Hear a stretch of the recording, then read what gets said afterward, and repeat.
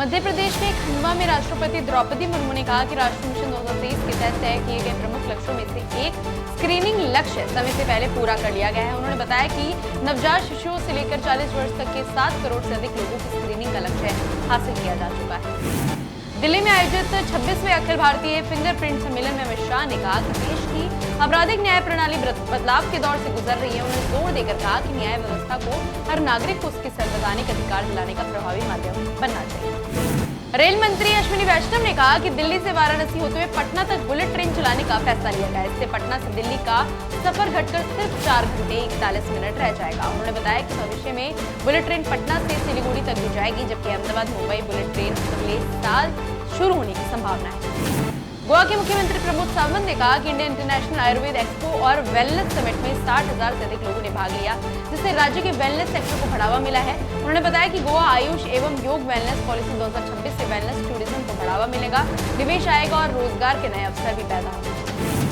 नागपुर में रक्षा मंत्री राजनाथ सिंह ने कहा कि भारत का घरेलू रक्षा उत्पादन 2014 के 46,000 करोड़ रुपए से बढ़कर 2025-26 में 1.78 लाख करोड़ रुपए से अधिक हो गया। उन्होंने बताया कि देश का रक्षा निर्यात भी बढ़कर 40,000 करोड़ रुपए तक पहुंच गया है।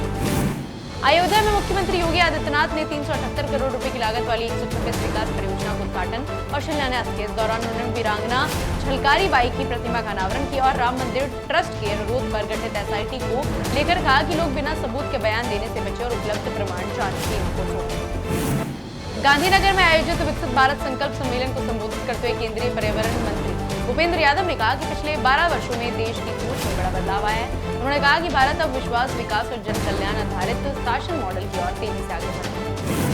बेंगलुरु में BMRCL अधिकारियों के साथ बैठक में मंत्री कृष्णा बायरे गौड़ा ने कहा कि लोगों की उम्मीदों पर खरा उतरने के लिए मेट्रो परियोजनाओं के काम में तेजी लानी होगी। उन्होंने कहा कि सभी संबंधित एजेंसियों के समन्वित प्रयास से परियोजना की गति और बेहतर की जा सकती है।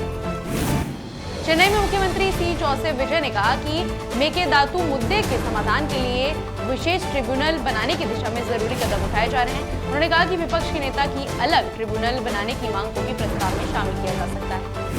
टीएमसी सांसद और पार्टी के राष्ट्रीय महासचिव अभिषेक बनर्जी अपने आवास पहुंच चुके हैं, जहां डेरेक ओब्रायन और सौगात रॉय भी उनके साथ मौजूद हैं।